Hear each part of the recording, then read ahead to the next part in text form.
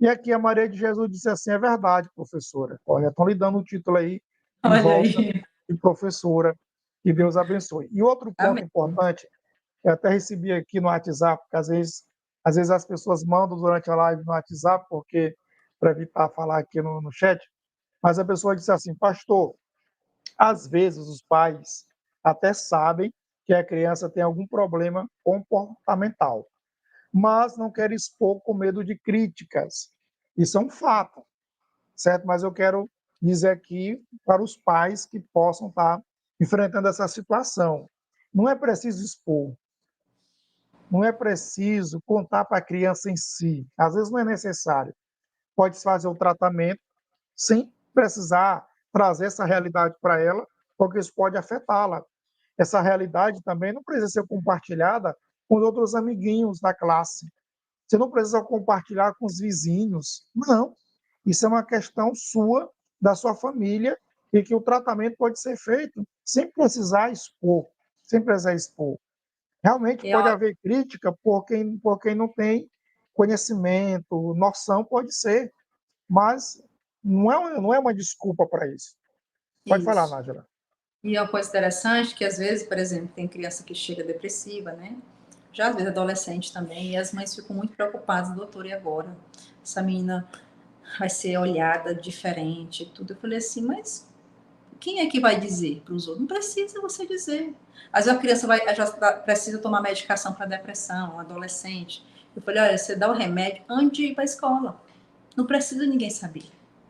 Né? E aí, essa questão de não precisa ninguém saber, para nós, profissionais de saúde, médico, pediatra, nós temos o sigilo profissional.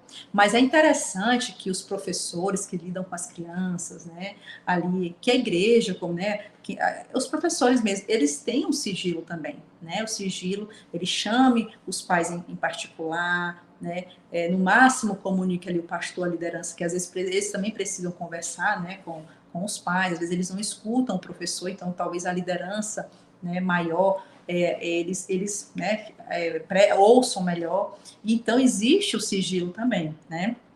Eu não sei essa questão aí do sigilo pastoral, né? Mas eu acredito que também tenha. Não é só o sigilo médico, né? Existe o sigilo. E o que eu vejo muito também tem essa questão. Às vezes a criança, o professor, ele viu que a criança tem alguma alteração comportamental e fala para todo mundo, olha, aquela criança ali, eu tô achando. E isso está errado. Ali é uma coisa que diz respeito somente à criança e à família, né? Você, ótimo, maravilha, você detectou, você como professor ali, você percebeu algo diferente, maravilha, parabéns por isso, mas é entre a criança só e a família, né? Entre a família daquela criança.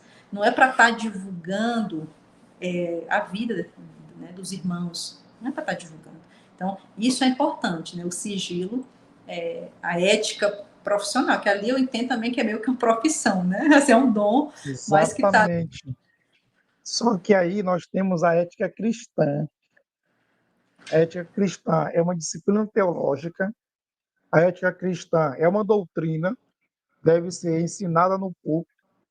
E aí, dependendo da igreja, eu não vou generalizar, mas dependendo da igreja, dependendo da visão do líder da igreja, os obreiros, aqueles que estão envolvidos na frente do trabalho, como professor da EPB, eles recebem, sim, orientações a respeito da ética cristã. Por exemplo, o tempo todo aqui a gente vem alinhando que o professor deve sinalizar os pais, ele pode sinalizar a superintendência dele, sinalizar o pastor, porque são pessoas que estão uma hierarquia acima, que precisam saber do caso, ele pode falar para os pais. E nós até falamos sobre isso, nessa forma de falar para os pais, ele tem que ter uma postura. Já imaginou o professor todo sorrindo, com um sorrisão nos lábios, pai, o teu filho, eu acho que não é normal. Claro que isso não existe. Né? Então ele precisa ter princípios éticos de um cristão. Né? Mas aqui não estou menosprezando a questão de ética profissional, porque eu sou um profissional também. Mas se eu for comparar a ética profissional com o princípio ético cristão, Verdade. tem comparação. É Então, verdade. aí nós temos algo que é ali estruturado na Bíblia. Então, o professor do departamento infantil, ao identificar uma situação dessa, ele precisa, antes de tudo, saber que ele é um cristão, que existem princípios éticos que vão reger esse comportamento dele. informou aos pais, beleza. O pai humildemente levou o filho no médico, vamos supor, detectou algo que precisa ser corrigido, não precisa o pai fazer um culto de ação de graça para estar dizendo não. É porque, nesse caso, os pais que estão botando a boca no trombone, são fofoqueiros. Não É, precisa os pais falarem para os vizinhos, que negócio é esse? A vida é sua. E aí, vamos supor, ele precisa comunicar o seu pastor, ele precisa comunicar o professor. E aí, querido pai, eu vou te dizer uma coisa. Se você comunicar o pastor, teu líder, e comunicar o professor, você pode ter certeza que estes terão atenção dobrada em relação àquilo. Eles vão passar a ter uma visão diferente, um entendimento diferente, e vão estar conscientes que ali precisa de ajuda. E não vai expor. Ele vai ser uma ferramenta que vai contribuir para a cura, para a libertação dessa situação que a criança possa estar vivendo. E aí vamos supor, mas precisa de medicamento. Eu não sou médico, não sou pediatra, mas todo medicamento tem seu horário. E tem as horas, a hora, calcula um horário que não vai estar na escola, calcula um horário que não vai estar na igreja. Então é uma questão assim de mentalidade mesmo. Não precisa, meu Deus, e agora? Como é que as pessoas vão saber? Mas se não sabiam antes, vão saber depois por quê. Então, querido pai, né, eu acredito que essas informações aqui são preciosas. E aí nós temos aqui a participação da professora Alexandra e também aqui a Maria está dizendo, é uma boa palavra para todos nós que somos pais e avós. Olha, né? Os avós também, ela, não, meu neto não, mas leva o netinho lá. É uma demonstração de amor que está é sendo verdade. feita por isso, pelo bem da criança. Então, Nájila, resumindo aqui, nós não havíamos programado quase nada, que eu te falei agora há pouco a respeito dessa live. Mas eu acredito que esse conteúdo é um conteúdo de muita orientação para o departamento infantil. Nós É verdade. tratamos de situações aqui que não havia programado. Por exemplo, como o professor deve se comportar diante de uma situação dessa, a importância do ensino da palavra, por exemplo, o ponto de vista de alguém da área da ciência como você, que trabalha especificamente com crianças.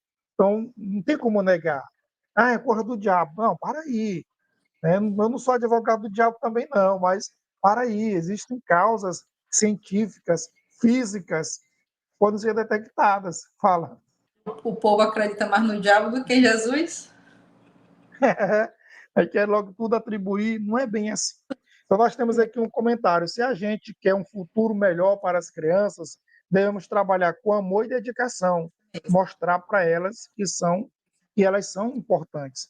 E aí, naquela live com a tia Jo, ela falou algo muito interessante, que abriu um leque na minha mente. As crianças não são o nosso futuro, elas são o presente. É hoje e agora que precisamos cuidar delas. E se não cuidar delas hoje e agora, não terá futuro. Então, elas não são futuro, elas são presente. Isso É ficou muito verdade. marcado em mim e aí é muito interessante. Nájila, eu quero te agradecer, né? Aí eu suguei muito, não programei nada, fui só perguntando, mas eu Não, quero agradecer do fundo do meu coração pela disposição e aí por ter participado dessa live